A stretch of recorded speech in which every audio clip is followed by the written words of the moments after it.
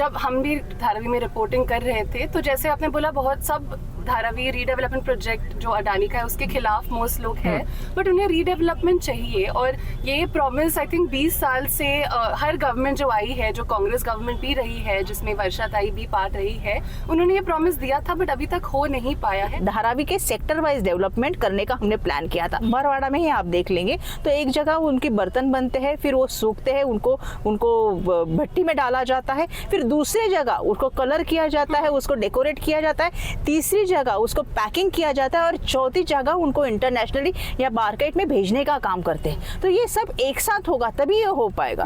उनके बाहर आप अलग अलग जगह पे डाल दोगे तो उनका जो आगे का बिजनेस का प्रिय है वो बंद हो जाएगा। इसलिए हम कह रहे हैं कि इनको यहाँ ही करने दो और इनको यहाँ ही डेवलप करके दें। और जो अदानी का जो मीटर आया है उसके वजह से जो अपने यहाँ जो गरीब लोग हैं और अभी जो बिल बढ़े हैं या 3 या 4 पट बढ़े हैं तो वो बहुत सारा उनको पे लोड आ रहा है। हमको यहाँ हर लोगों को विकास चाहिए, यहाँ ये चाहिए, लेकिन ये विकास धारावीकरों का नहीं, बाहर निकल के धारावीकरों का विकास नहीं होगा तो उनका यह विनाश मॉडल है हम करते हैं। ये विकास सिर्फ मोदानी का है। न्यूज़ लॉन्ड्री इंटरव्यूज़ में आपका स्वागत है। आज हम धारावी के MVA कैंडिडेट ज्योति गायकवाड़ से बात करने वाले हैं। ज्योति की बहन वर्षा गायकवाड़ मुंबई कांग्रेस की चीफ है और उन्होंने ये कॉन्स्टिट्यूंसी को बहुत सालों के लिए रिप्रेजेंट किया है। उनके पिता एकनाथ गायकवाड़ ने भी ये कॉन्स्टिट्यूंसी को बहुत सालों के लिए रिप्रेजेंट किया है, बट ये ज्योति का पहला इलेक्शन है। बिजनेस टाइकून गौतम अडानी को धारावी रीडेवलप करने के लिए टेंडर मिला है और यही रीडेवलपमेंट का इशू पूरे महाराष्ट्र इलेक्शंस में एक बड़ा मुद्दा बन गया है। आज हम ज्योति जी से इसी मुद्दे के बारे में बात करेंगे और दूसरे चीज़ों के बारे में भी। ज्योति जी, थैंक यू सो मच हमसे बात करने के लिए। बहुत हेक्टिक कैंपेन रहा है, आप भी रोज़ ग्राउंड पे रही है, तो क्या रिस्पॉन्स रहा है?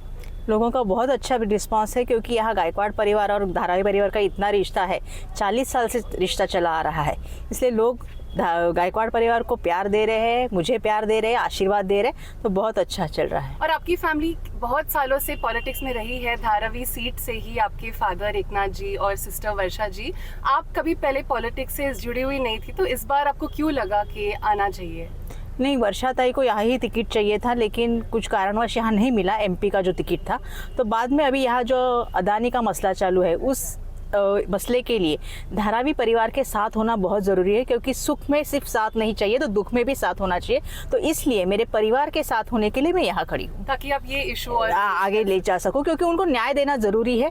क्योंकि उनको बाहर यहाँ से निकल के बाहर जो डंपिंग ग्राउंड है, जो सॉल्ट पैन की ज़मीन है, वहाँ घर देने का ये कर रहे हैं, षड्यंत्र रच रहे, और उसके खिलाफ उनको न्याय मिलने तक हम उनके साथ रहने वाले हैं। इसके लिए मैं यहाँ आई हूँ। और अगर आप थोड़ा और इश्यूज बता सकते हैं कि ये अडानी रीडेवलपमेंट प्रोजेक्ट के आप इतने खिलाफ क्यों बोल रहे हैं?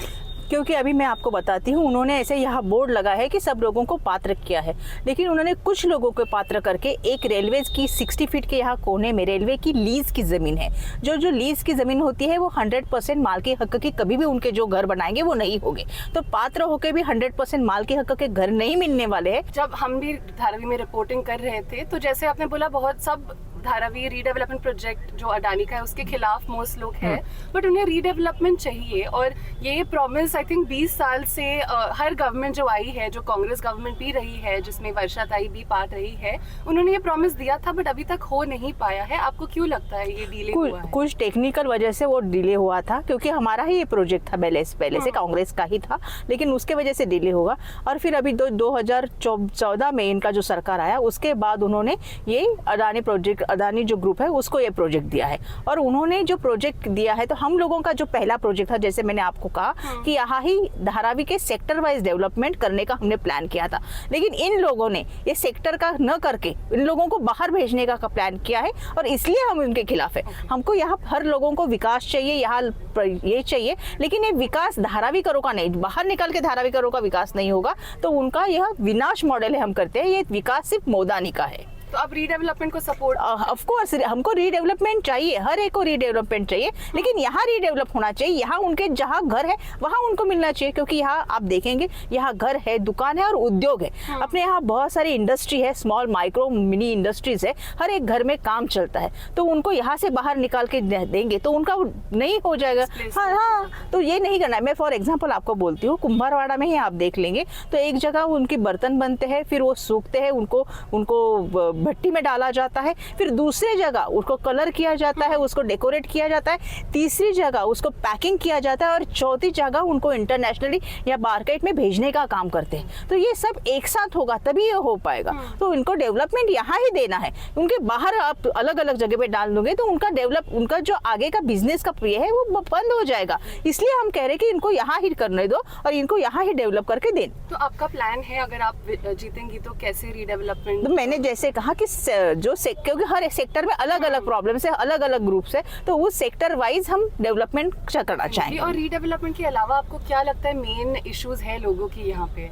यहाँ के मेन इश्यूज है नाले साफ सफाई, जो अपने ये है गटर साफ सफाई नहीं हुई है, पानी भरता है उसमें उसके वजह से, और दूसरा पानी की समस्या है, पानी नहीं आ रहा है या पानी का प्रेशर कम है, इलेक्ट्रिसिटी के बिल बहुत ज़्यादा आ रहे हैं, इलेक्ट्रिसिटी जा रही है, फ्लक्चुएट है। तो ये बहुत सारे प्रॉब्लम जो है वो बीएमसी के है बेसिकली, क्योंकि जो इलेक्शन होने चाहिए थे बीएमसी की वो नहीं हुए 2 या 3 साल से। तो उसके वजह से बीएमसी के लिए हम किसी को कोई जो ये नहीं है, नगर सेवक नहीं है कि उसको जाके हम कह सके कि ये प्रॉब्लम्स है। और जो बीएमसी का जो क्लीन होना चाहिए बारिश के पहले का वो नहीं हुआ है बेसिक, उसके लिए उन्होंने फंड लिया है लेकिन काम नहीं हुआ है और इसके वजह से ये सब प्रॉब्लम्स है। और जो अदानी का जो मीटर आया है उसके वजह से जो अपने यहाँ जो गरीब लोग हैं, जो एक दिन की रोजाना पे जो काम करते हैं और उन पे उनका घर चलता है, और अभी जो बिल बढ़े हैं या 3 या 4 पट बढ़े हैं तो वो बहुत सारा उनको पे लोड आ रहा है। तो इसके वजह से ये प्रॉब्लम ज्यादा हमको दिखाई देती है। और बहुत लो वोटर टर्नआउट रहा है धारावी में इस टाइम लोकसभा इलेक्शंस में। धारावी का आई थिंक मुंबई में one of the lowest voter turnout था 46% में। आपको क्यों लगता है और इस बार क्या ये बदल सकता है? जरूर बदलेगा, इस टाइम बदलेगा। और आपको ये भी पता होना चाहिए लोअर रह के भी यहाँ जो अनिल देसाई साहब थे उनको वो 38,000 से लीड मिला था। तो ये भी हमको ध्यान में रखना पड़ेगा कि लोगों को ये जो चल रहा है वो सब समझ में आ रहा है, वो सब देख रहे, सब सुन रहे, से समझ रहे, और वो आगे आके इलेक्शन में दिखा भी रहे। जब उन्होंने लोकसभा के इलेक्शन में दिखाया, अभी विधानसभा के इलेक्शन में भी वो दिखाएंगे। ये जो रीडेवलपमेंट में बहुत उत्साह है कि इसके अगेंस्ट बहुत लोग हैं, तो आपको लगता है इसके वजह से वोटर टर्नआउट भी मतलब डेफिनेटली चेंज होगा? और क्योंकि उनको यहाँ ही रहना है, यही है ना मकसद। जब वो लोग नहीं रहेंगे तो विकास क्या कर रहे हैं? हाँ, घर की बात है, उद्योग की, अपने पेट की बात है, तो उस लिए सब लोग एक साथ ही रहेंगे। और ज्योति जी, आप जिस फैमिली से है, उन्होंने सब उनका नाम जानते हैं, उन्होंने बहुत काम किया है, वर्षा ताई ने, एकनाथ जी ने, तो आपको कभी मतलब प्रेशर लगता है लेगेसी जो आप कैरी फॉरवर्ड कर रहे हैं? प्रेशर लगता है, मुझे ऐसा लगता है कि मुझे भी वैसा ही करना पड़ेगा, लेकिन मैं इतना भी जानती हूँ कि मैं वैसे ही काम करूंगी। डेफिनेटली। और बीजेपी का लास्ट क्वेश्चन, बीजेपी का हमेशा आरोप रहा है कांग्रेस के अगेंस्ट डायनेस्टी पॉलिटिक्स के बारे में, तो आप इस पे क्या कहेंगे? यानी कि डायनेस्टी पॉलिटिक्स के कांग्रेस के लीडर्स अपने फैमिली में ही ये लाते हैं। कौन बोल रहा है? फडणवीस साहब जिनके पापा एमएलए थे, और अपने शिंदे साहब जिनके बच्चा खासदार है, या यहाँ के राहुल शेवाड़े जिनकी बीवी नगर सेवक थी। तो कौन बोल रहे हैं? वो खुद के देखे बस। डेफिनेटली। और बस लास्ट सवाल है, ऑपोजिशन पार्टी में फडणवीस जी हो, एकनाथ शिंदे हो या मोदी जी भी हो, आप कुछ भी एक अच्छी क्वालिटी बता सकते हैं जो आपको उनमें लगता है कि अच्छा करते हैं? क्योंकि पॉलिटिक्स में हम सब साथ में ही लर्न करते हैं एक दूसरे से। नहीं, जो हमको नहीं जमता वो उनको जमता है। खोटा बोलायचं पण रेटून बोलायचं वो उनको जमता है, हमको नहीं जमता। Thank you so much.